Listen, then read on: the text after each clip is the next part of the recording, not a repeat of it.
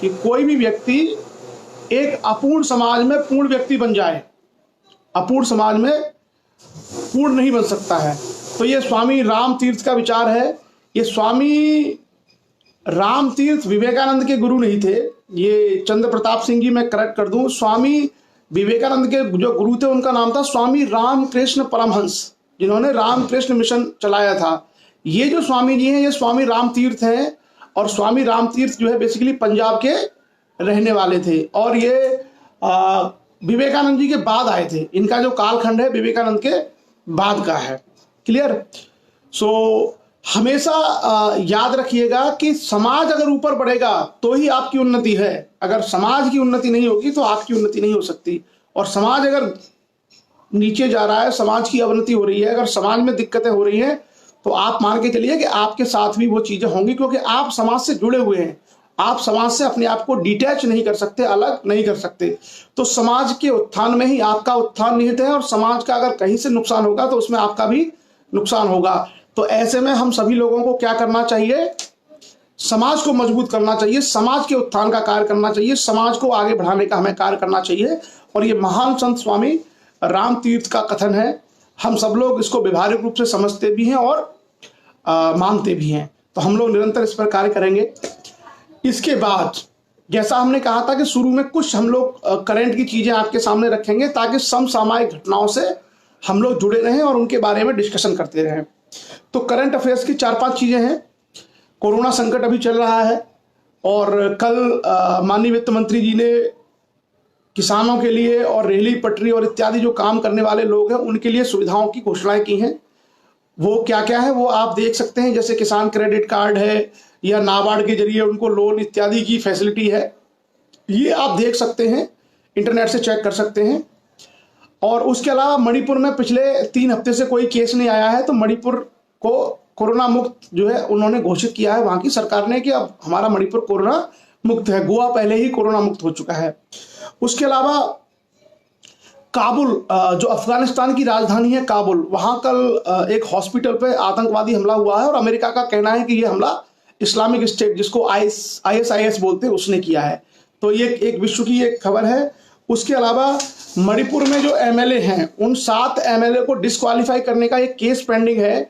वो उसमें हाईकोर्ट ने उनको नोटिस इशू किए हैं।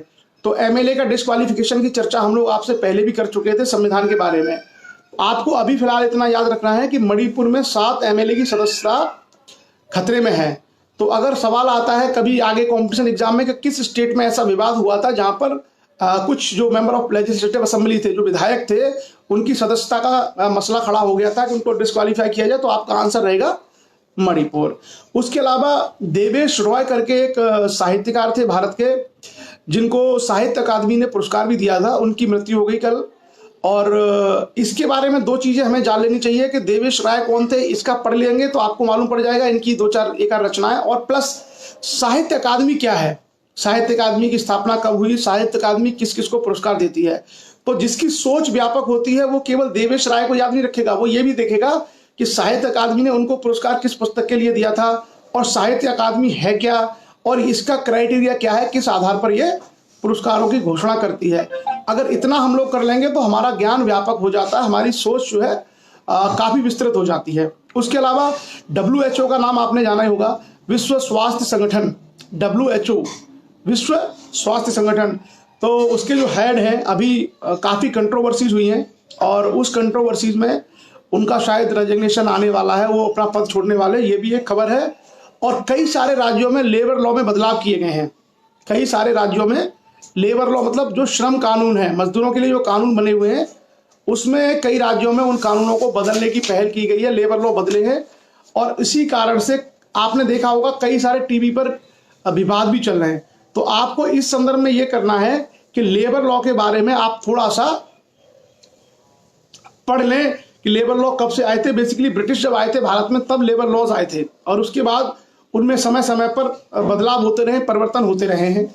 और अगर कोई भी लेबर लॉ जनता की अपेक्षाओं पर नहीं है तो फिर लोग खास करके श्रमिक वर्ग का पहले बहुत शोषण होता था। आपको पता होगा कि जब भारत में इंग्लैंड आया था, या इंग्लैंड में ही सबसे पहले औद्योगिक क्रांति हुई थी, तो इंग्लैंड की जो इंडस्ट्रियल रेवोल्यूशन था उसमें श्रमिकों को बहुत ज़्यादा काम करना पड़ता था, 18-18 घंटे, और बच्चों को भी काम करना पड़ता था, और काम की जो दशाएं थी बहुत, जैसे अंधेरे काल कोठरी में 2-2, 3-3 महीने, तो बहुत सारे श्रमिक वहाँ से निकलने के बाद बीमार पड़ जाते थे। इसलिए इंग्लैंड में लेबर पार्टी का गठन हुआ और औद्योगिक क्रांति के बाद वहाँ पर लेबर को लेकर के आंदोलन शुरू हुए, श्रमिकों के आंदोलन आरंभ हुए, और उसी में कार्ल मार्क्स निकल के आया। कार्ल मार्क्स का आपने सुना होगा। तो कार्ल मार्क्स ने एक वैकल्पिक विचारधारा रखी जो श्रमिकों के कल्याण के लिए थी, उनके हितों के लिए थी। तो ये सारी की सारी चीजें श्रम कानूनों के संबंध में है, और श्रम कानूनों के बारे में अगर आप पढ़ लेंगे तो थोड़ा सा आपके लिए अच्छा रहेगा। अब हम बात करते हैं हमारा भारत का जो भूगोल है उसके अगले टॉपिक के बारे में। तो हमने कहा कि भारत को 5 भागों में बांट करके हम उसका अध्ययन करते हैं। पहला उत्तर के हिमालय, उसके बाद उत्तर के मैदान, उसके बाद प्रायद्वीपीय भारत, उसके बाद हमारे समुद्र तट के जो मैदान है वो, और उसके बाद जो आखिरी था वो था द्वीपीय भारत, आइलैंड्स जो है इंडिया में वो। तो हम लोगों ने हिमालय की चर्चा पूरी कर ली थी, और हिमालय का पश्चिम से पूरब और उत्तर से दक्षिण दोनों तरीके से हमने अध्ययन कर लिया था। कौन कौन सी चोटियां हैं, क्या क्या विशेषताएं हिमालय की, इसकी चर्चा हम लोगों ने पूरी कर ली थी। कल के सेशन में हमने भारत के उत्तर के जो मैदान हैं, चाहे राजस्थान के मैदान हो, चाहे हरियाणा पंजाब के मैदान हो, चाहे यूपी के मैदान हो, चाहे बंगाल और बिहार के मैदान हो, चाहे आसाम में ब्रह्मपुत्र की घाटी का मैदान हो, ये सारी चर्चा हम लोग कर चुके थे। अब आता है कि अगला जो भाग है भारत के भूगोल का वो है प्रायद्वीपीय भारत, पेनिनसुला इंडिया इसको बोलते हैं हम लोग। ये पठारी एरिया है। तो मैं आपको बता दूं 3 तरह की आकृतियां होती हैं। एक आकृति होती है पहाड़, जो बहुत ऊंची ऊंची चोटियां होती हैं। एक होता है मैदान, जो समतल होता है। और पहाड़ और मैदान के बीच की जो भूमि होती है उसे हम कहते हैं पठार या प्लेटू। और प्लेटू जो होता है वो जमीन की तरह समतल हो सकता है, लेकिन उसकी ऊंचाई मैदानों से अधिक होती है। जैसे मान लीजिए मैदानों की समुद्र तट से ऊंचाई 100 मीटर या 200 मीटर है, तो पठार की ऊंचाई 600 मीटर, 800 मीटर, 900 मीटर हो सकती है। लेकिन पठार एकदम चोटियों के रूप में नहीं होगा। पठार क्या होगा, ऊपर जो है एक प्लेन, उस पर समतल लैंड भी होगी काफी, और बीच बीच में छोटी छोटी पहाड़ियां और ये चीजें आती रहेंगी। तो आज जो भारत है वो भारत का जो प्रायद्वीपीय हिस्सा है, वो प्रायद्वीपीय हिस्सा बेसिकली पठार है। अधिकांश उसमें पठार है। पठार के अलावा कुछ उसमें हमारी जो पहाड़ियां भी हैं, कुछ उसमें चोटियां भी हैं, लेकिन अधिकांश हिस्सा पठार है। और ये सभी लावा निर्मित है। लावा मतलब जो ज्वालामुखी से निकलता है उसके ठंडे होने से, उन सेल से बना हुआ है अधिकांश भाग। कुछ दूसरी चट्टानें भी हैं। और उत्तर के जो मैदान हैं, उत्तर के मैदान मतलब आप समझिए यमुना नदी, यमुना नदी के पीछे का हिस्सा, यमुना नदी से मान लीजिए उसके 20, 30, 40, 50 किलोमीटर तक और मैदान है। उस मैदान के बाद जहां से शुरू हो जाता है ऊपर नीचे का, उसी को हम बोलते हैं प्रायद्वीपीय भारत की शुरुआत। तो जहां पे यमुना गंगा नदियों के नीचे का जो बेल्ट है वो जहां से खत्म होता है, वहीं से ये पठार की शुरुआत हो जाती है प्रायद्वीपीय भारत की। और प्रायद्वीपीय भारत नीचे नीचे कहां तक पहुंच जाता है, कन्याकुमारी तक। कहां तक, कन्याकुमारी तक। तो भारत के जो ज्योग्राफी है इसका सबसे बड़ा हिस्सा क्या है, प्रायद्वीपीय भारत का पठार। ये भारत के भूगोल का सबसे बड़ा भाग है। और प्रायद्वीप होता क्या है, बेसिकली कोई भी भूभाग या जमीन अगर 3 ओर से समुद्र से घिरी हो, कोई भी भूभाग अगर 3 ओर से समुद्र से घिरा होता है तो उसको हम कहते हैं प्रायद्वीप। याद रखिएगा आप लोग प्रायद्वीप की परिभाषा, कि कोई भी भूभाग अगर 3 ओर से समुद्र से घिरा है तो उसे कहते हैं प्रायद्वीप। और कोई भूभाग अगर चारों ओर से समुद्र से घिरा है तो उसे कहते हैं द्वीप, आइलैंड। तो द्वीप और प्रायद्वीप में ये फर्क है। द्वीप जो है चारों तरफ से समुद्र से घिरा है, जैसे अंडमान निकोबार आइलैंड्स हैं वो, क्योंकि चारों तरफ समुद्र है उसके। लेकिन भारत की अगर हम बात करें प्रायद्वीपीय हिस्से की, तो प्रायद्वीपीय हिस्से में एक तरफ बंगाल की खाड़ी है, नीचे हिंद महासागर है और पश्चिम में अरब सागर है। लेकिन उत्तर में कोई सागर नहीं है, उत्तर में हिमालय है। वो भूमि से जुड़ा हुआ हिस्सा है। तो इसलिए इसे हम प्रायद्वीप कहते हैं और इसको प्रायद्वीपीय भारत कहते हैं। तो प्रायद्वीप का मतलब है जो हिस्सा 3 ओर से पानी से घिरा हो उसे प्रायद्वीप कहेंगे, और जो चारों ओर से पानी से घिरा होता है उसको हम लोग द्वीप या आइलैंड कहते हैं। क्लियर। और आज हम लोग यही चर्चा करने वाले हैं भारत के प्रायद्वीप के बारे में। तो जैसे मैंने कहा कि कहाँ तक है, ये गंगा के नीचे जो मैदान है उनकी जो तलहटी है वहां से स्टार्ट होकर के ये जाता है हमारा नीचे कन्याकुमारी तक, और इसकी जो सीमाएं हैं इधर उधर से जो समुद्र तट के मैदान हैं, बेसिकली समुद्र के दोनों किनारे पर पूर्वी घाट और पश्चिमी घाट है, उनके मैदानों को छोड़ करके बाकी जो हिस्सा है ये सारा का सारा हिस्सा आपका कहलाता है प्रायद्वीपीय भारत। और इसकी जो आकृति है वो बेसिकली त्रिभुज के आकार की है। मैं आपको बना के दिखा देता हूं। ये जो है, ये आप जो देख रहे होंगे ये भारत का हिस्सा है दक्षिण का और मध्य भारत का। तो इसमें जो ये जो एरिया है, ये जो सारा एरिया है, ये सारा जो एरिया है, ये सारा एरिया क्या है, प्रायद्वीपीय भारत है, ऊपर तक जहां तक कि गंगा और यमुना के मैदान खत्म नहीं हो जाते।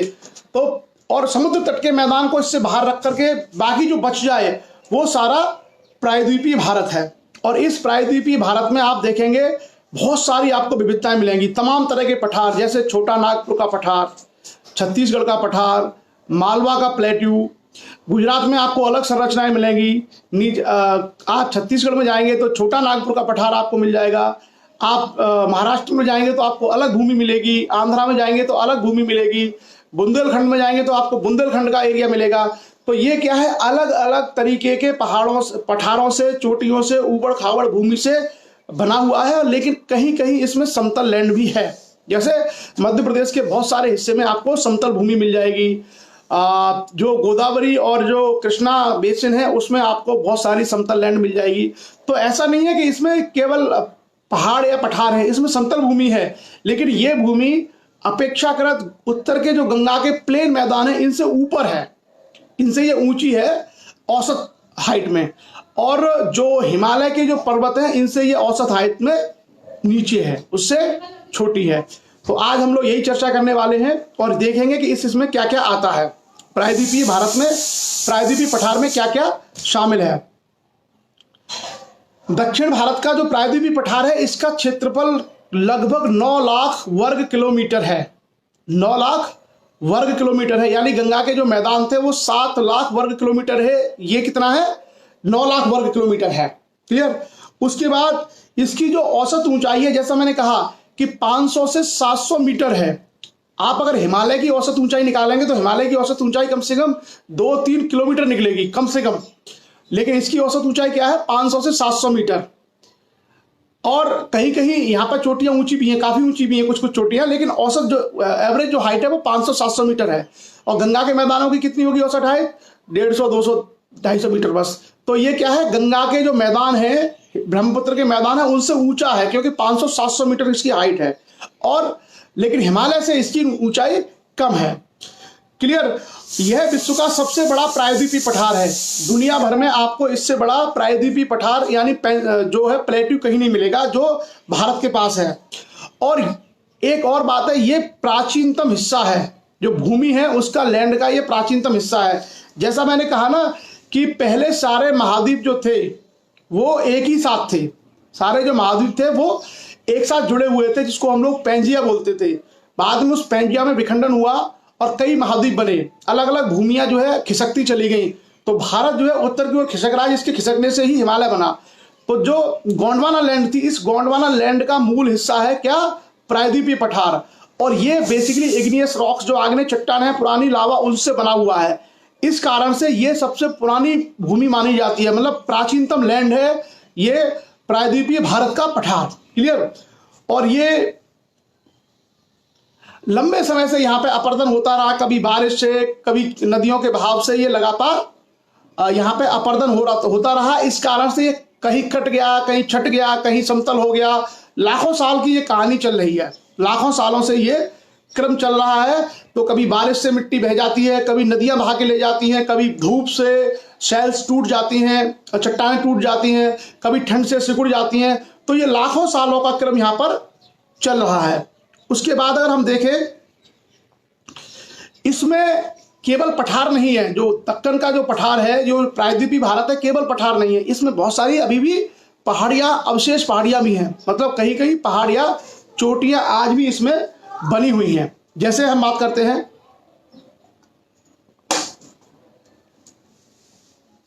अरावली का जो है, अरावली के जो पीछे का हिस्सा है आप देखेंगे वो एक अवशिष्ट पर्वत के रूप में है।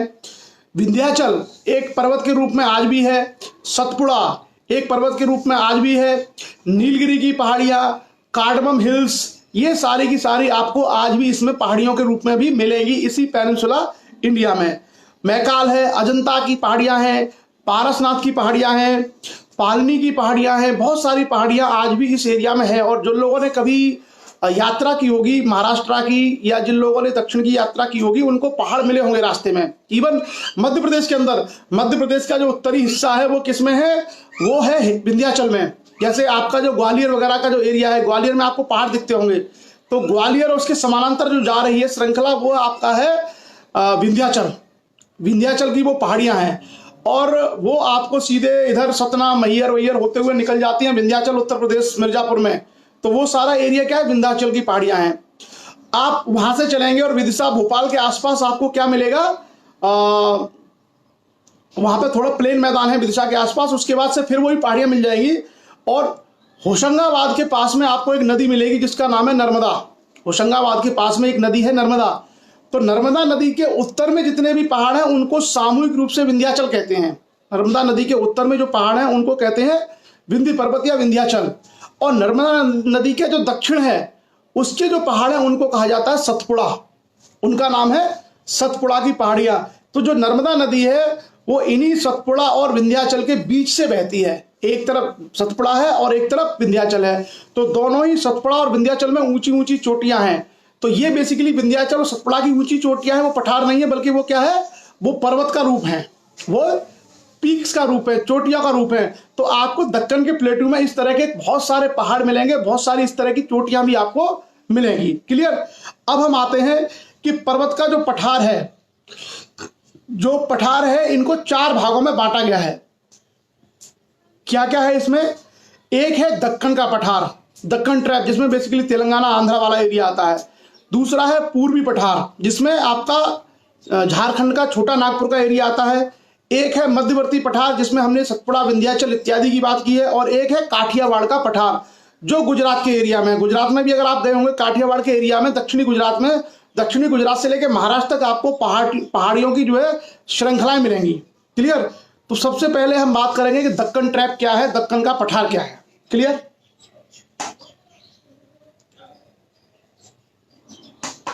तो जैसे मैंने कहा आपसे कि सतपुड़ा, महादेव और मैकाल श्रृंखला के से शुरू करके और नीचे नीलगिरी तक का जो एरिया है इसको दक्कन का पठार कहते हैं। सतपुड़ा, महादेव और मैकाल जो पर्वत श्रृंखलाएं हैं यहां से लेकर के नीलगिरी तक का सारा क्षेत्र क्या कहलाया जाता है, दक्कन का पठार। दक्षिण नहीं, दक्कन, DACCAN, इसको इंग्लिश में बोलते हैं डेक्कन। तो दक्कन का जो पठार है इसकी भौगोलिक स्थिति है सतपुड़ा मैकाल पहाड़ियों से लेकर के नीलगिरी तक। तो आप देख सकते हैं कि महाराष्ट्र इसी का हिस्सा है, दक्षिणी जो मध्य प्रदेश है वो इसी का हिस्सा है, और नीचे तक आप जाएंगे नीलगिरी तक तो आंध्रा है, तेलंगाना है, कर्नाटका है, तमिलनाडु का हिस्सा है। ये सारा का सारा किसका भाग है, दक्कन प्लेटू यानी दक्कन के पठार का। और उसके बाद जो दक्कन का पठार है इसमें कुछ जगह है उसको छोटे छोटे क्षेत्रों में बांटा गया है। जैसे दक्कन के पठार में क्या क्या शामिल है, महाराष्ट्र का पठार। तो महाराष्ट्र के एरिया में जो पठारी भाग है उसको महाराष्ट्र का पठार कहते हैं। और इसमें काली मिट्टी होती है, और काली मिट्टी किसके लिए प्रसिद्ध है, कपास के लिए। तो आप अगर महाराष्ट्र में देखेंगे तो आपको महाराष्ट्र में और गुजरात में कपास की खेती बहुत मिलेगी। जैसे अगर आप इटारसी निकल जाते हैं, इटारसी निकलने के बाद आप आगे बढ़ते हैं भुसावल की ओर, तो आपको ये सारी काली मिट्टी और कपास की खेती खूब मिलना शुरू हो जाएगी। तो ये सारा क्या है, ये सारा महाराष्ट्र का पठार है जो काली मृदा से है। महाराष्ट्र में अधिकांश काली ही मिट्टी है। क्लियर। उसके बाद आते हैं आंध्र का पठार, जो आंध्र प्रदेश वाले हिस्से में है उसको बोलते हैं आंध्र का पठार। और इसमें 2 भाग हैं, एक तो तेलंगाना का पठार है और एक रायलसीमा का पठार है। तेलंगाना जो अभी नया राज्य तेलंगाना बना है उस तेलंगाना वाले हिस्से को बोलते हैं तेलंगाना का पठार। और जो बाकी आंध्रा का आज का हिस्सा बच जाता है उसको बोलते हैं रॉयल सीमा का पठार। तो 2 भागों में हम आंध्रा के पठार को पढ़ते हैं, रॉयल सीमा का पठार और तेलंगाना का पठार। उसके बाद जो तेलंगाना का पठार है ये बेसिकली आग्नेय चट्टानों से बना हुआ है, लावा से। और जो रायलसीमा का पठार है उसमें आर्कियन युग की चट्टानें हैं, बहुत ही प्राचीन। उसके बाद हम और नीचे बढ़ेंगे तो हमें मिलता है कर्नाटका, और कर्नाटक में जो पठार है उसको बोलते हैं मैसूर का पठार। हम ऊपर से चले सतपुड़ा के नीचे से, सतपुड़ा मैकाल के नीचे से, तो हमें क्या मिला? महाराष्ट्र। तो महाराष्ट्र का पठार।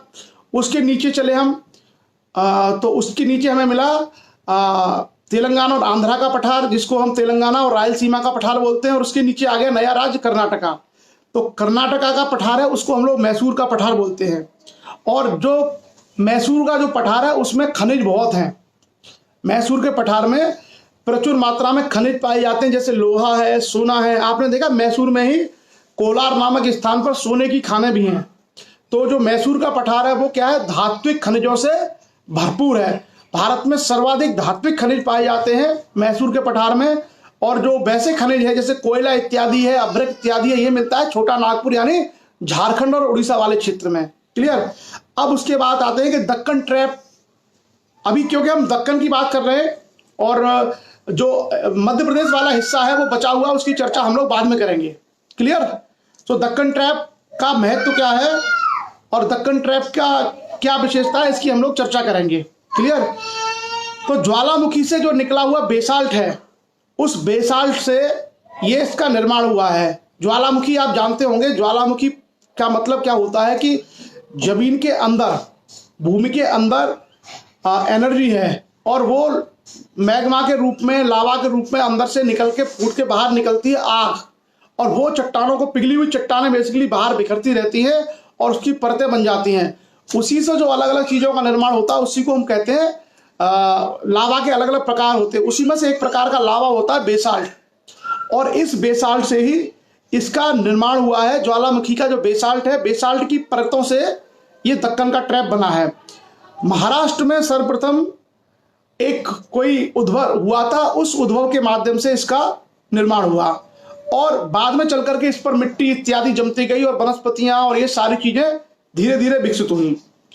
उसके बाद ये कई चरणों में हुआ है। जो दक्कन का पठार बना है भारत का, प्रायद्वीपीय भारत है, इसमें कई बार जो है लावा विस्फोट हुए हैं, ज्वालामुखी विस्फोट, और कई बार इसकी परतें बिछती गई, मिट्टी परतें, ऐसे करके करके ये बनता गया और इसकी ऊंचाई बढ़ती चली गई। क्लियर? उसके बाद आगे अगर हम देखें तो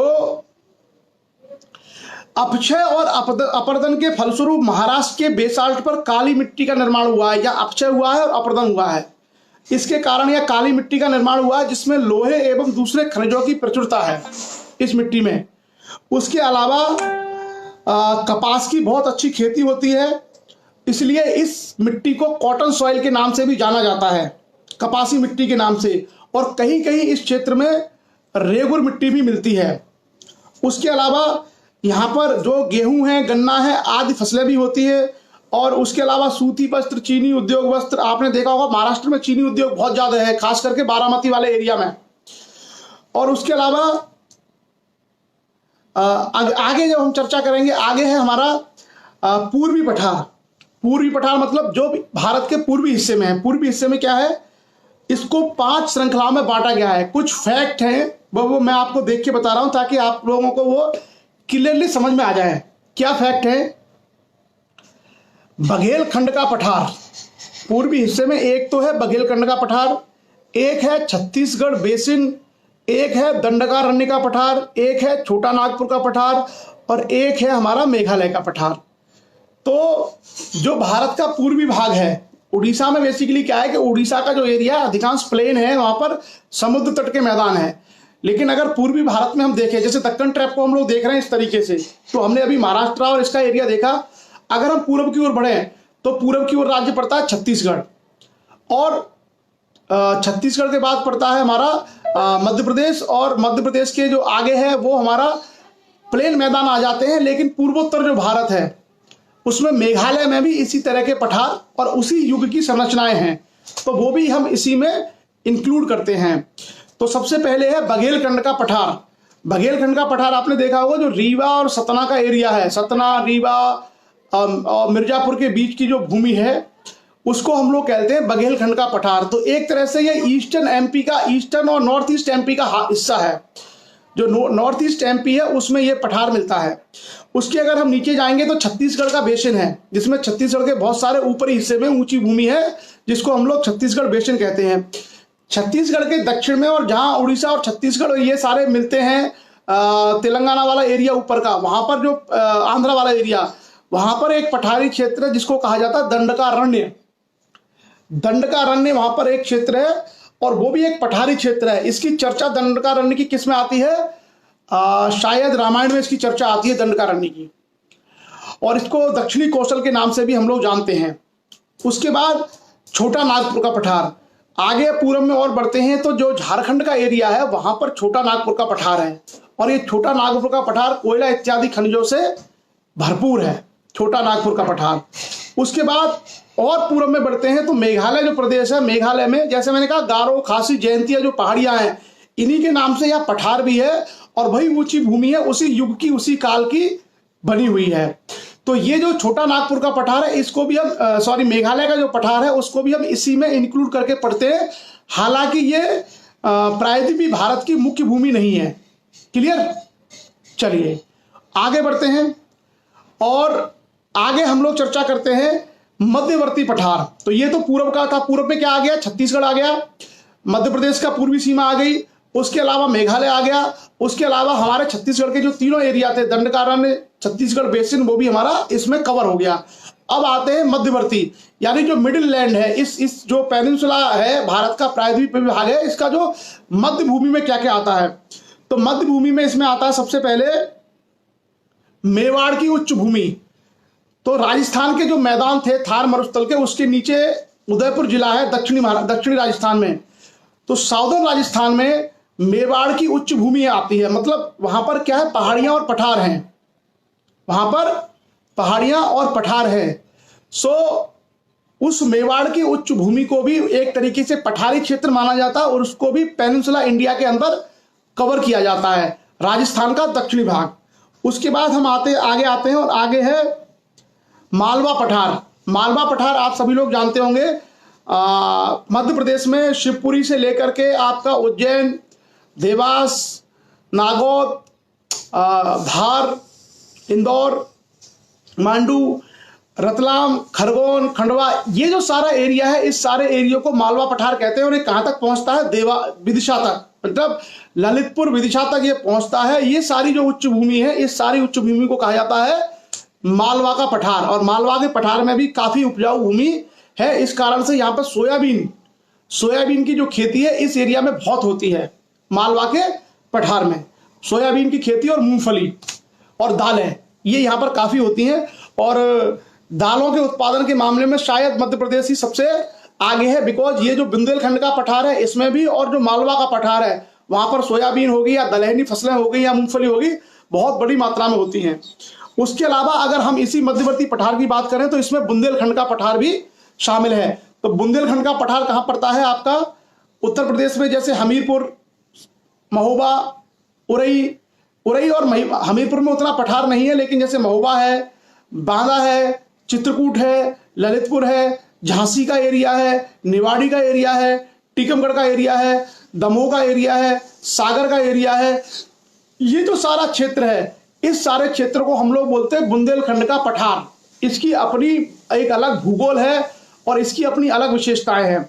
इस एरिया की सबसे बड़ी समस्या है बारिश कम होती है और पानी की व्यवस्था कम है, इस कारण से यहाँ पर खेती करना बहुत मुश्किल कार्य रहता है बुंदेलखंड के एरिया में। बुंदेलखंड में भी दलहनी फसलें बहुत ज्यादा होती हैं। बुंदेलखंड में जैसे चना है, सरसों है, या आपका दालें हैं, ये बुंदेलखंड के क्षेत्र में काफी होती है। और इसकी जो भूमि है यहाँ पर, क्योंकि बारिश कम होती है, इस कारण से ज्यादातर एक फसलें या बहुत मुश्किल से दो फसलें ही इस क्षेत्र में ली जाती है, खास करके ऊबड़ खाबड़ वाले एरिया में।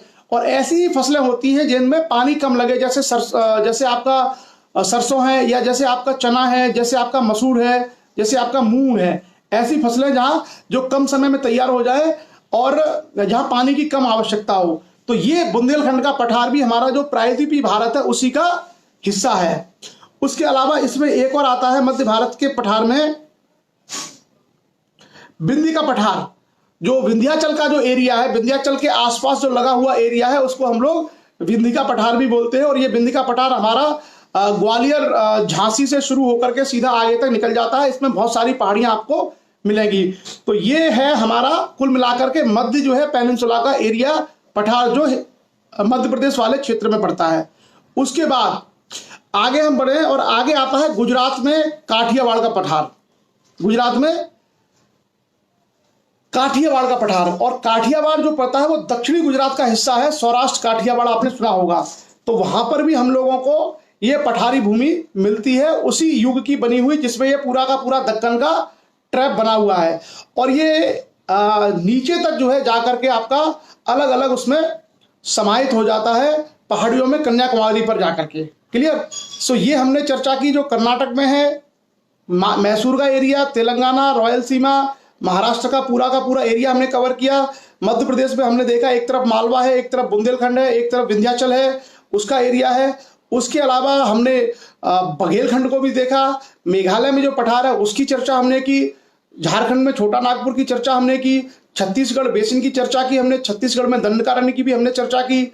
और जो उदयपुर या जो दक्षिणी जो मेवाड़ का जो पठार है राजस्थान में, उसकी हमने चर्चा की। सौराष्ट्र काठियावाड़ की भी हमने चर्चा की। तो कुल मिलाकर के पूरे का पूरा जो दक्कन का जो पठार है या जो प्रायद्वीपीय भारत है, इसकी हमने अभी आपसे चर्चा की। अगर इतनी ही सारी चीजें आप याद रखेंगे तो आपको बहुत कुछ इसमें याद रहेगा। और मैं आपको कुछ फैक्ट और बता दूं इसमें जो आपको काम आएंगे। वो है हमारा इसके बीच में बहुत सारी पहाड़ियां पड़ती हैं। इसमें बहुत सारी पहाड़ियां और चोटियां पड़ती हैं।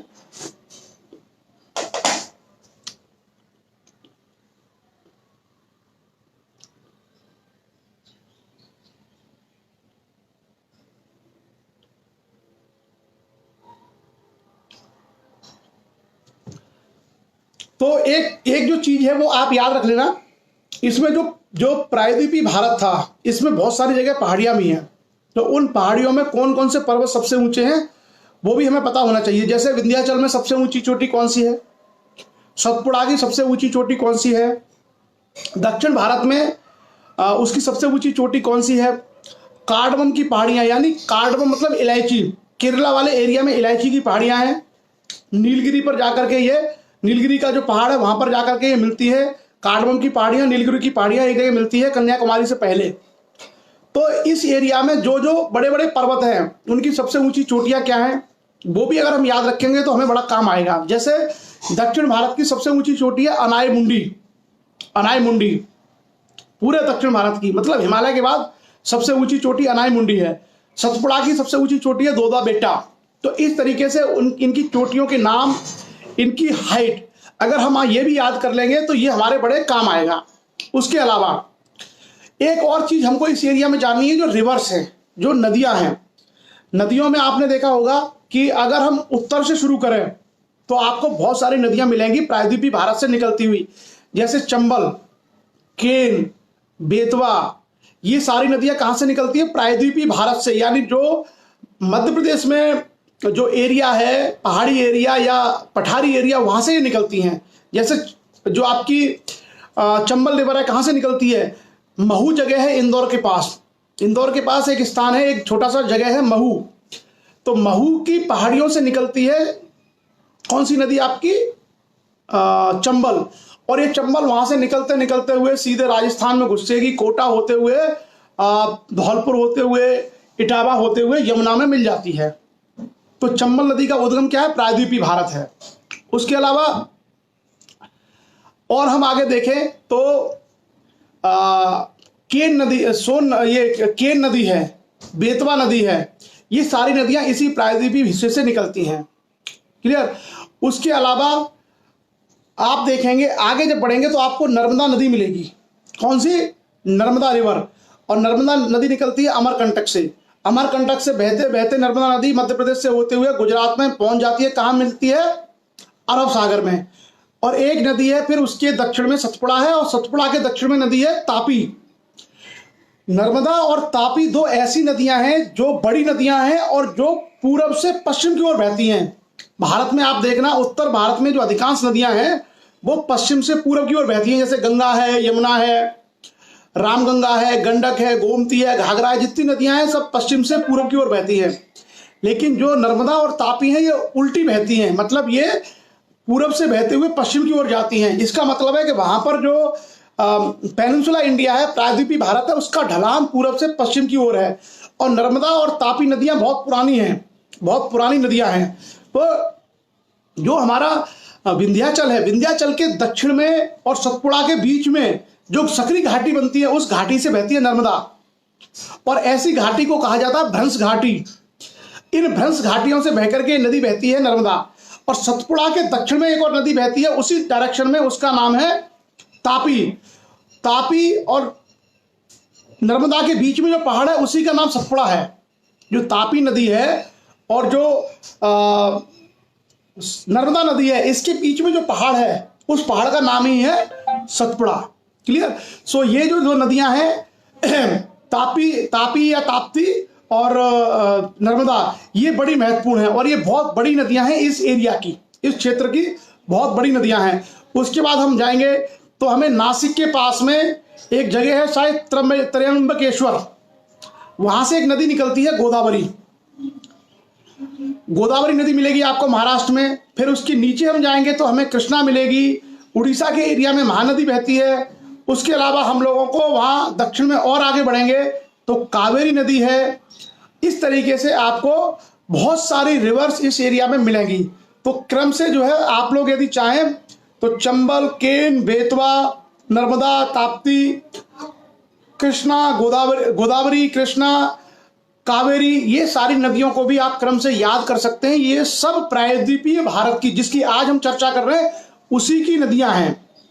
और इन नदियों की अपनी अपनी विशेषताएं भी हैं और इन नदियों के कारण ही इस क्षेत्र में जीवन यापन होता है, क्योंकि पानी की व्यवस्था इन नदियों के कारण ही वहां पर उपलब्ध है और इसी कारण से वहां खेती इत्यादि होती है। उसके अलावा ये जो क्षेत्र है, इस क्षेत्र में कुछ विशेष फसलें होती हैं जो उत्तर के मैदान में नहीं होती हैं आमतौर पर। जैसे मैंने कहा कपास आपको उत्तर के मैदान में नहीं मिलेगी, बहुत कम मिलेगी, या सोयाबीन, इस तरह की कुछ या जो आपके कुछ जो विशेष फसलें हैं वो आपको इसी क्षेत्र में, इसी मिट्टी में मिलेंगी। तो ये हमारे पूरा का पूरा जो एरिया है पेनिनसुला इंडिया, उसकी ये जो डिटेल है। और आप लोगों से बस मेरा ये एक अनुरोध है कि जो नदियों के मैंने आपको नाम बताए, उन नदियों के आप लेंथ जो है, कुछ नदियों की लंबाई जरूर याद कर लें कि ये नदियां हैं और उनका उद्गम कहाँ से होता है और कहाँ पर मिलती हैं। जैसे मैंने कहा महू के पास से आपकी चंबल निकलती है और मिलती है चंबल इटावा के पास यूपी में, यमुना में। उसी तरीके से हमारी जो नर्मदा नदी है, जिसको रेवा भी कहा जाता है, नर्मदा निकलती है अमरकंटक की पहाड़ियों से और अमरकंटक की पहाड़ियों से निकलते हुए वो कहाँ जाती है, वो जाती है अरब सागर में। इसी तरीके से महानदी है जो छत्तीसगढ़ और उड़ीसा में बहती है। उसके अलावा आपकी गोदावरी है जो महाराष्ट्र में नासिक की पहाड़ियों से निकलते हुए जाती है सीधा आंध्रा तक। क्लियर? तो ये जो सारी नदियां हैं, उन सारी नदियों को भी हम लोग थोड़ा सा, इनकी लंबाई कितनी है और इनका उद्गम कहाँ से है, अगर ये हम लोग देख लें इसके फैक्ट, तो वो आपको काम आएगा। मैंने आपको बेसिक बता दिया है इन नदियों के बारे में।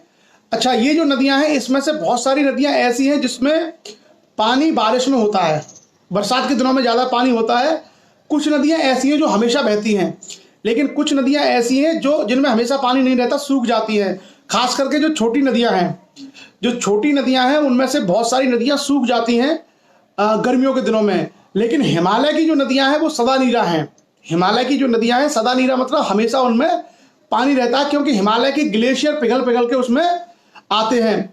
लेकिन दक्कन में बहुत सारी नदियां ऐसी हैं जो आपको गर्मियों में सूख जाएगी। जैसे अभी मई का महीना है, आप अगर, अभी ट्रेन बंद है, आप अगर यात्रा करेंगे, मान लीजिए आप तमिलनाडु या कर्नाटक से यात्रा करते हैं और झांसी तक आते हैं, तो रास्ते भर में आपको कई सारी नदियां के पुल मिलेंगे। नदी सूखी होगी, बिल्कुल पानी बिल्कुल नहीं होगा। आपको मालूम होगा कि एक नदी है, उसके ऊपर पुल भी होगा लेकिन पानी नहीं होगा।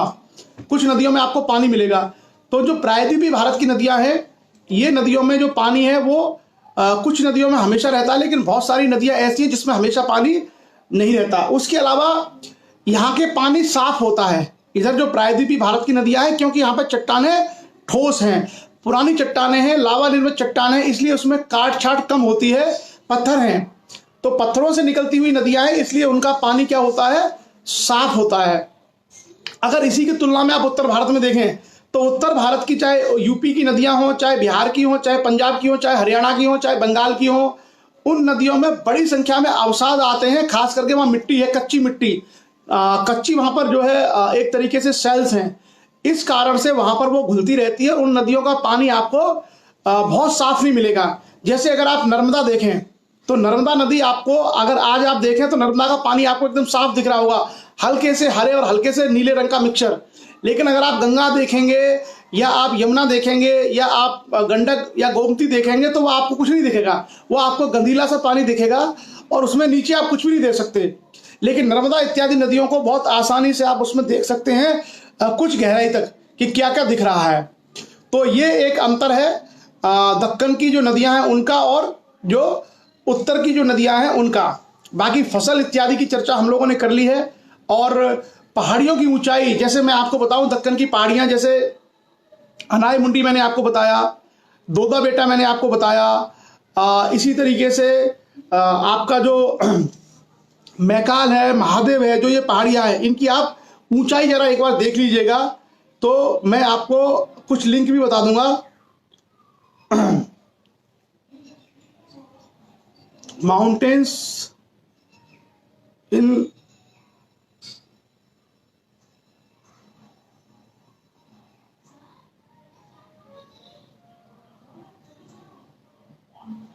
कुछ माउंटेन्स की जानकारी मैं आपको दे दे रहा हूं।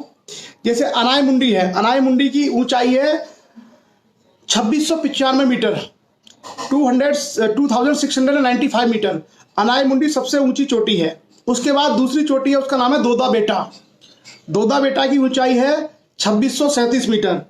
उसके बाद एक है मीसा पुली, उसके बाद मुलियांग पीक है। ये सारी जो है साउथ इंडिया में है। उनको अगर आप लोग देख लें उनकी हाइट वगैरह तो ये बड़ा काम आ जाएगा आपको। जैसे मैं आपको बताऊं, दोदा बेटा, अनाई मुंडी, कोलारी बेटा, मुखुर्ती, ये सारी चीजें आप लोग एक बार देख लीजिए। और ये थोड़ा सा काम आने वाली चीजें हैं। क्लियर। और दक्षिण भारत की और उत्तर भारत की नदियों में क्या फर्क है? दक्षिण भारत की जो नदियां उनका वे जो दक्कन प्लेटी की जो नदियां उनका प्रवाह तेज है, वो स्पीड में बहती है। क्यों? क्योंकि वो ऊंचे नीचे पहाड़ियों से और घाटियों से निकल के बहती हैं और वहां पर उनका प्रवाह तेज है। जबकि अगर उत्तर भारत की आप नदियां देखेंगे तो उत्तर भारत की जो नदियां हैं उनका प्रवाह स्लो है, वो बड़ा धीरे धीरे पानी बहता है। जैसे अगर आप गंगा को देखेंगे तो गंगा में अगर आप बरसात के दिनों में नहीं जाते हैं, आप नॉर्मल दिनों में जाते हैं तो आपको लगेगा कि गंगा का पानी ठहरा हुआ है, आपको लगेगा कि पानी चल ही नहीं रहा है। लेकिन आप अगर नर्मदा को देखेंगे, गोदावरी को देखेंगे, अगर आप कावेरी को देखेंगे या महानदी को देखेंगे तो आपको पानी बहता हुआ दिखेगा। तो दक्कन की जो नदियां हैं वहां पर क्या है कि पठारी भूमि और पहाड़ी भूमि होने के कारण वहाँ घाटियां बनती हैं छोटी छोटी, इस कारण से नदियों का प्रवाह तेज है और कहीं कहीं तो बहुत तेज है। दूसरा, उत्तर भारत की नदियां फॉल्स नहीं बनाती हैं। उत्तर भारत में जो नदियां हैं उनके वाटरफॉल्स नहीं बनते हैं। जैसे गंगा अगर हिमालय से निकल करके उत्तर के मैदान में प्रवेश करती है हरिद्वार से, तो उसके बाद गंगा जहां तक खत्म होगी, गंगा में आपको कोई भी वाटरफॉल्स नहीं मिलेगा। लेकिन इसके बजाय अगर आप तुलना करें नर्मदा से, तो नर्मदा नदी पर आपको कई सारे वाटरफॉल मिल जाएंगे। क्यों? क्योंकि वो उन पर्वतों से और पठारों से गिरती है, कहीं ऊपर कहीं नीचे। जैसे भेड़ाघाट जबलपुर, आप देखना वहां पे इतना सुंदर वाटरफॉल है नर्मदा नदी पे कि वहां नर्मदा नदी गिरती है एक जगह गड्ढे में, और वहां पे एक तरीके से ऐसा लगता है जैसे दूध की तरह वो उठ रहा है, धुएं की तरह, तो उसका नाम है धुआंधार फॉल। इस तरीके से आपको दक्कन की नदियों में बहुत जगह वाटरफॉल्स मिल जाएंगे। नदी एक जगह चल रही है सीधे और अचानक से जो है नीचे का एरिया आ गया और गिर जाती है। ऐसा उत्तर भारत के मैदानों की नदियों के बारे में आपको नहीं मिलेगा। इसी तरह के सवाल कई बार आते हैं, जैसे उत्तर भारत और दक्षिण भारत की नदियों के बीच में क्या अंतर है, नदियों की जो हाइट, जो पानी की विशेषता है वो बताइए, पहाड़ियों के बीच में क्या अंतर है, जो भूमि है उस भूमि में क्या अंतर है, उत्तर भारत में और दक्कन के प्लेटू के बीच में जो फसलें होती हैं उसमें क्या अंतर है। जैसे मैंने कहा कि उत्तर भारत के मैदानों में खनिज वगैरह इत्यादि नहीं मिलते, जैसे कोयला, सोना, चांदी नहीं मिलता है। लेकिन दक्कन में मैसूर चले जाइए, छोटा नागपुर चले जाइए तो आपको तमाम तरह के वहां पर कोयला है, अभ्रक है, सोना है, ये तमाम खनिज आपको वहाँ पर मिलेंगे। तो जो क्योंकि वो लावा निर्मित चट्टानों से बने हुए हैं, इसलिए उसके अंदर बहुत सारे खनिज हैं, बेसाल्टिक हैं वो, लेकिन उत्तर भारत के मैदान मिट्टी से बने हुए हैं और कायांतरित शैल हैं, इसलिए वहाँ पर ये सारी चीज़ें नहीं मिलती हैं। तो ये कुल मिलाकर के हमारा दक्कन के प्लेटू का ज्योग्राफी है, जिसमें हम लोगों ने छोटा नागपुर, मेघालय के पठार से लेकर के सौराष्ट्र, काठियावाड़, मेवाड़ का पठार देखा, विंध्याचल का एरिया देखा हमने, बुंदेलखंड का एरिया हमने देखा, छत्तीसगढ़ और दंडकारण्य हमने देखा, बघेलखंड का पठार हमने देखा, महाराष्ट्र का जो प्लेटू है उसकी हमने चर्चा की, तेलंगाना और रायलसीमा का जो प्लेटू है उसकी हमने चर्चा की, और मैसूर का जो पठार है और नीलगिरी तक जो पहुंचता है लास्ट कॉर्नर, वहां तक हमने उसकी चर्चा की। उसके अलावा हमने कृष्णा, कावेरी, गोदावरी, महानदी, ताप्ती, नर्मदा, चंबल, केन, बेतवा, इन सारी नदियों की चर्चा की।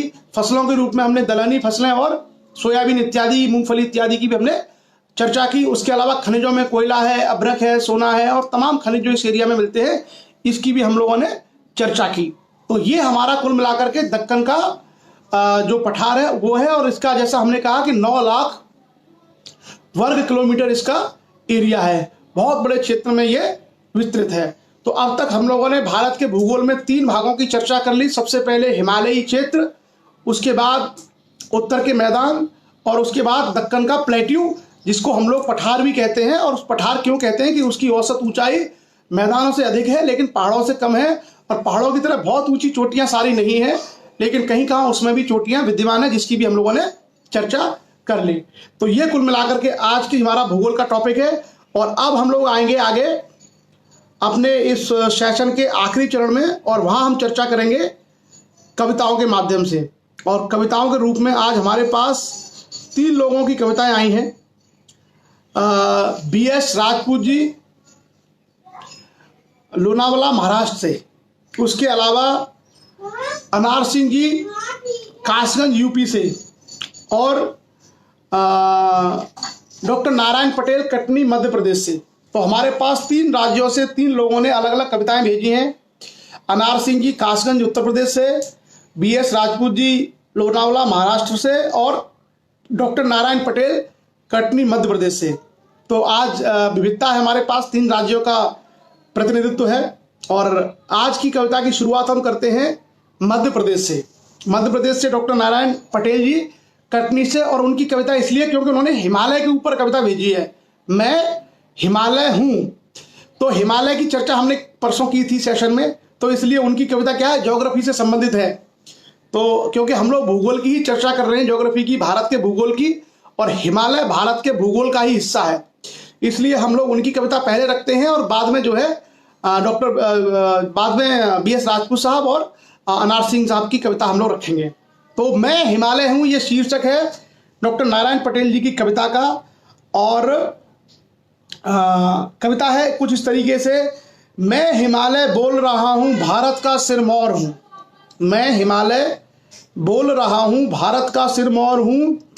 म्यांमार, पाक, चीन, नेपाल, बंगाल और भूटान से न दूर हूँ। मतलब कहाँ कहाँ तक है ये, म्यांमार, पाकिस्तान, चीन, नेपाल, बंगाल और भूटान। बंगाल मतलब बांग्लादेश, यहाँ तक ये फैला हुआ है, और भारत में तो है ही है। मैं हिमालय बोल रहा हूँ, भारत का सिरमौर हूँ। म्यांमार, पाक, चीन, नेपाल, बांग्ला और भूटान से ना दूर हूँ। इंडियन यूरेनियस प्लेट के टकराव से, इंडियन यूरेशियन प्लेटों के टकराव से होता मेरा निर्माण है। देखिए ये जो कविता है डॉक्टर नारायण पटेल की, इसमें आपको पूरा भूगोल आ जाएगा जो हमने चर्चा की थी, जो भूगोल की हिमालय की हमने चर्चा की थी, वो सब इसमें आएगा। इंडियन यूरेशियन प्लेट के टकराव से होता मेरा निर्माण है। नित नित आगे बढ़ता जाता नव पर्वत राज कहलाता हूँ। हिमालय को नया पर्वत भी कहते हैं। नित नित आगे बढ़ता जाता नव पर्वत राज कहलाता हूँ। हरी भरी है वन संपदा, जड़ी बूटियों का भंडार हूँ। हरी भरी है वन संपदा, जड़ी बूटियों का भंडार हूँ। चारों धाम धारण करता, 5 प्रयागों से सौभाग्यमान हूँ। चारों धाम धारण करता, 5 प्रयागों से सौभाग्यमान हूँ। आवागमन के लिए है दर्रे, आवागमन के लिए है दर्रे, नीचे विशाल मैदान करता धारण हूँ, नीचे विशाल मैदान करता धारण हूँ। उत्तर से दक्षिण ग्रेट मिड आउट 3 भागों में बट जाता हूँ। उत्तर से दक्षिण यानी ग्रेट हिमालय, मिड हिमालय और आउटर हिमालय 3 भागों में बट जाता हूँ। बहुत सही। पश्चिम से पूरब तक नदियों से 4 भागों में बट जाता हूँ। पश्चिम से अगर पूरब को चलेंगे हिमालय में तो नदियों से 4 भागों में बट जाता हूँ। क्या है? कश्मीर, कुमायूं, नेपाल और असम में सुंदर भागों में, यानी कि कश्मीर हिमालय, कुमायूं हिमालय, नेपाल हिमालय और असम हिमालय में बट जाता हूँ। उसके बाद सिंधु से रावी, चिनाब, झेलम और सतलज तक कश्मीर हूँ। सिंधु नदी से लेके रावी, चिनाब, झेलम और सतलज तक मैं कश्मीर हूँ। मानसरोवर, कांगड़ा, नंगा और सियाचिन को धारण करता हूँ। सतलज से गंगा, यमुना और काली नदी तक कुमायूं हिमालय कहलाता हूँ। उसके बाद नंदा, कामेट, केदार, बद्री, दून, ऋषि और पंचप्रयाग केदार इसी में हैं। काली से मैचो, कोसी, बागमती, गंडक, कर्णाली और तीस्ता तक मैं नेपाल हूँ। काली नदी से लेकर के मैची, कोसी, बागमती, गंडक और कर्णाली और तीस्ता तक मैं नेपाल हूँ। एवरेस्ट, कंचनजंगा, मकालू, धौऊ, धौला, अन्नपूर्णा और काठमांडू भी इसी में है। तीस्ता से ब्रह्मपुत्र तक मैं असम हिमालय कहलाता हूँ। तीस्ता से ब्रह्मपुत्र तक मैं असम हिमालय कहलाता हूँ। रायसीना, रायनो, नामचा, लोकटक, कंगलो और मासिन राम तक मैं फैला हूँ। पर्यटन, सुरक्षा, जल विद्युत, वर्षा और अर्थव्यवस्था का नायक हूँ। पर्यटन, सुरक्षा, जल विद्युत, वर्षा और अर्थव्यवस्था का नायक हूँ। मैं मानसून हवाओं को रोकता जनजीवन का दायक हूँ। मैं हिमालय हूँ, मैं हिमालय हूँ, मैं हिमालय बोल रहा हूँ, भारत का सिरमौर हूँ। बहुत सुंदर कविता डॉक्टर नारायण पटेल जी ने, और इस छोटी सी कविता में उन्होंने पूरा आपको हिमालय समझा दिया कि उत्तर से दक्षिण हिमालय क्या है और पूरब से पश्चिम हिमालय या पश्चिम से पूरब हिमालय क्या है, कौन सी नदियां हैं और क्या क्या कार्य इनमें होते हैं। क्लियर? अब आगे आते हैं हम लोग। बीएस राजपूत जी की कविता है और वो कविता उन्होंने लिखी है मुड़ई से मुंबई तक की यात्रा। मुड़ई से मुंबई तक की यात्रा। मुड़ई संभवतः आपका गांव होगा मुड़ई, और वहां से मुंबई तक की यात्रा।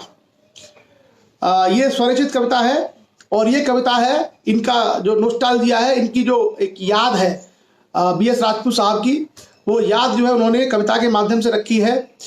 जमाना नहीं लोगों के विचार बदल जाते हैं, थोड़ी सी तरक्की होने पर भाव बदल जाते हैं। जमाना नहीं लोगों के विचार बदल जाते हैं, थोड़ी सी तरक्की होने पर भाव बदल जाते हैं। बुरी परिस्थितियों से जो बड़े प्यार से बात करते थे, बुरी परिस्थितियों में जो बड़े प्यार से बात करते थे, नौकरी लगने के बाद लोगों के रंग ढंग बदल जाते हैं। नौकरी लगने के बाद लोगों के रंग ढंग बदल जाते हैं। मनुष्य होने की कसौटी उनके विचारों में होती है। मनुष्य होने की कसौटी उसके विचारों में होती है। धनवान होने के बाद लोगों के चरित्र बदल जाते हैं। धनवान होने के बाद लोगों के चरित्र बदल जाते हैं। गरीबी में जो खाते थे दोस्ती की सौगंध, गरीबी में जो खाते थे दोस्ती की सौगंध, अमीरी आने पर सारे चाल चलन बदल जाते हैं। परिस्थितियां सदैव किसी की अनुकूल न रह सकती। परिस्थितियां सदैव किसी की अनुकूल न रह सकती, परंतु मनः स्थिति बदलो तो परिस्थितियां बदल जाती हैं। परंतु मनः स्थिति बदलो तो परिस्थितियां बदल जाती हैं। यदि निष्ठा पूर्ण मनोयोग से काम करते चले गए, यदि निष्ठा पूर्ण मनोयोग से काम करते चले गए तो इंसान की तस्वीर क्या, तकदीर भी बदल जाती है। तकदीर भी बदल जाती है। इंसान है तो प्राणी मात्र से प्यार करना सीखो। इंसान है तो प्राणी मात्र से प्यार करना सीखो। जाति धर्म के नाम पर पहचान बदल जाती है। जाति धर्म के नाम पर पहचान बदल जाती है। हम मानते हैं कि मनुष्य भगवान का वरिष्ठ राजकुमार है। हम मानते हैं कि मनुष्य भगवान का वरिष्ठ राजकुमार है। मानव मात्र एक समानता सूत्र माने तो पूरी जिंदगी बदल जाती है, पूरी जिंदगी बदल जाती है। बहुत बहुत धन्यवाद BS राजपूत जी, लोनावला महाराष्ट्र से हमारे बीच एक कविता भेजी। और अनार सिंह वर्मा जी की कविता आज हम नहीं लेंगे, उनकी कविता को हम लोग आपको भेजेंगे, उनकी कविता हम लोग आपको भेजेंगे, आप लोग पढ़ लीजिएगा। और आज के सेशन में इतना ही हमारी ओर से। हमने सभी चीज़ों की चर्चाएं की। हमने शुरू में एक विचार स्वामी राम तीर्थ का विचार रखा, उसके बाद हम लोगों ने करंट पर कुछ चर्चा की, उसके बाद भारत के भूगोल में दक्कन का जो